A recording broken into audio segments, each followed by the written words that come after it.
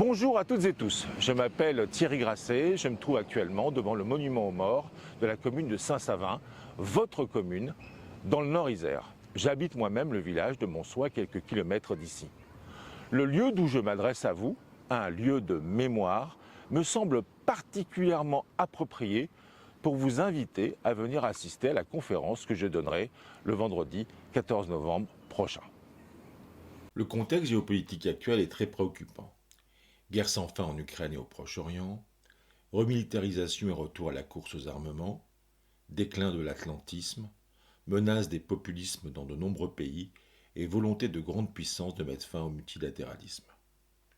Ce sont malheureusement des sujets très clivants et souvent peu propices à un débat constructif et serein, même si débattre est nécessaire. J'ai donc décidé de commencer par porter le débat sur une période plus ancienne, dépassionnée, mais non moins passionnante. La Première Guerre mondiale, la Grande Guerre, la grande catastrophe avec ses horreurs qui dépassent l'imagination. Mais pourquoi cette hécatombe? Pourquoi ce massacre? Pourquoi? Pour essayer de répondre à cette question, pour essayer de comprendre l'incompréhensible, je me suis focalisé sur les causes de cette guerre. La cause immédiate de la Première Guerre mondiale, de la Grande Guerre, celle qui n'a pas été la der des der, la cause immédiate, disais-je, nous sommes nombreux à l'avoir apprise à l'école. Je vais utiliser pour cela une métaphore explosive. Il y a d'abord l'étincelle, la mèche allumée, l'assassinat de l'archiduc François Ferdinand, l'héritier du trône d'Autriche-Hongrie, à Sarajevo, le 28 juin 1914. Et il y a le baril de poudre. Via le jeu des alliances entre grandes puissances européennes, France, Russie, Royaume-Uni d'une part, Allemagne, Autriche-Hongrie, Italie d'autre part, c'est l'enchaînement fatal des déclarations de guerre. Une étincelle et un baril de poudre. Un peu trop simple, n'est-ce pas?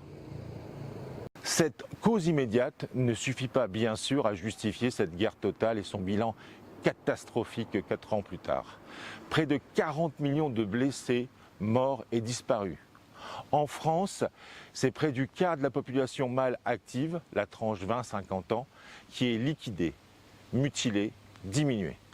Et dans votre village de Saint-Savin, ce sont 69 morts et blessés sur une population à l'époque de 1800 habitants, ce qui représente 1/5 de la population mâle active à l'époque à Saint-Savin. Ce monument leur fait honneur. Au-delà de l'attentat de Sarajevo et du jeu des alliances, je vous propose de vous faire découvrir les nombreuses autres causes de ce conflit, les fameuses causes profondes. Car il y a beaucoup plus qu'un seul baril de poudre. Après des recherches très approfondies, j'en ai retenu 16. 16 causes profondes, 16 barils de poudre. Ainsi, en 1914, il n'y a pas d'instance internationale pour permettre des relations multilatérales type ONU. La zone des Balkans est chroniquement instable et menace gravement la cohésion précaire de l'Autriche-Hongrie. La France, humiliée par la défaite de 1870, entretient une réelle germanophobie. Les grandes puissances se livrent à une course aux armements très dangereuse. Et par voie de conséquence, tous les pays ont peur de leurs puissants voisins. Et aussi, et surtout, l'Europe qui domine le monde a complètement oublié les horreurs d'une guerre européenne totale. En 1914, l'Europe vient de traverser un siècle sans conflit majeur. Les guerres napoléoniennes qui l'ont embrasée, c'est du passé très lointain. Le réveil va être très, très rude. Dans un tel contexte, avec une telle poudrière, l'étincelle de Sarajevo va bien sûr être fatale.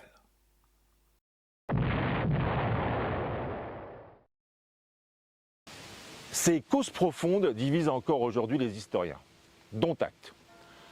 Car je ne suis pas historien, seulement un ingénieur à la retraite passionné par l'histoire des conflits contemporains. Et je suis très préoccupé par le contexte géopolitique actuel. Comme vous d'ailleurs, je pense. Et si nous trouvions dans les conflits passés des clés de compréhension pour des événements plus récents, sans tomber dans le terrible piège de l'Uchronie, très à la mode de nos jours?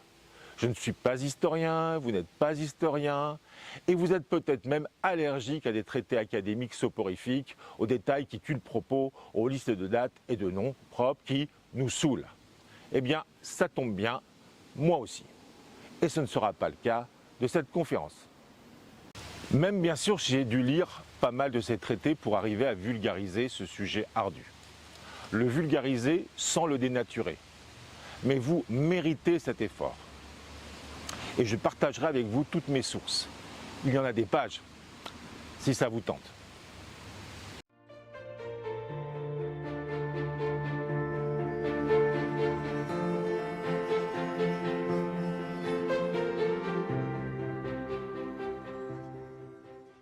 À la fin de la conférence, si vous êtes encore en état, je plaisante, je vous proposerai de débattre, sans se battre, on n'est pas sur les réseaux sociaux, débattre en partant de la question suivante.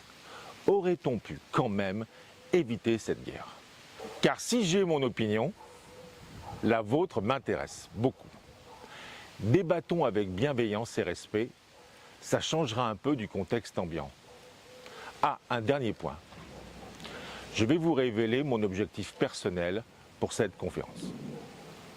Mon objectif, c'est que vous repartiez avec plus, voire beaucoup plus de questions qu'à votre arrivée. Que vous ayez envie d'en apprendre plus, de vous documenter plus. Ma liste de sources pléthoriques peut vous y aider. Et si en apprenant sur un événement du passé comme la Première Guerre mondiale, vous y trouvez des clés de compréhension pour ce qu'on peut appeler le bordel géopolitique actuel, alors là, je serai vraiment comblé. C'est le vendredi 14 novembre prochain, c'est à Saint-Savin et nulle part ailleurs, dans la salle des Alevins, à partir de 20h, entrée libre.